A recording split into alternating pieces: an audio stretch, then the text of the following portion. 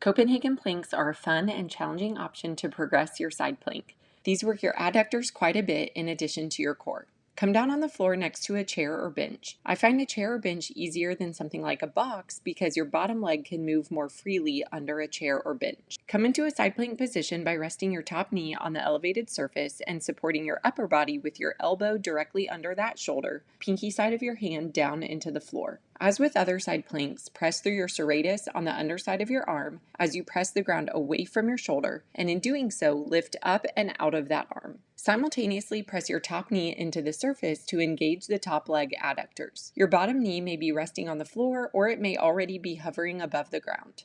Your body should be a straight line from your top shoulder to your hip to your elevated knee. Think of rotating your pelvis into a slight posterior pelvic tilt to keep your core engaged the whole time. Other side plank cues for breathing, engaging your obliques, and zipping up the core apply here too. Once you can hold this side plank position with the elevated knee, start to slowly lift and then lower your bottom knee. Your pelvis should remain the same height the whole time, with an isometric hold through your top leg adductors and your core. The only thing moving is the bottom leg, using your bottom leg adductors to eccentrically lower your knee toward the ground, and then contract the adductors to raise the knee up to the other one. Be mindful throughout this hold with the upper leg that your hips are not shifting forward into an anterior pelvic tilt. You want to keep the pelvis rotated into a slight posterior pelvic tilt to keep the larger adductors doing the work. Letting the hips shift into more of an anterior pelvic tilt can irritate the pubic symphysis and contribute to SPD pain. Also check that your scapula is not winging in the back as you do this. Your scapula should slide along your ribcage as you push through your serratus with your bottom supporting arm. Lastly, do not let your hips sag unintentionally as I've shown here.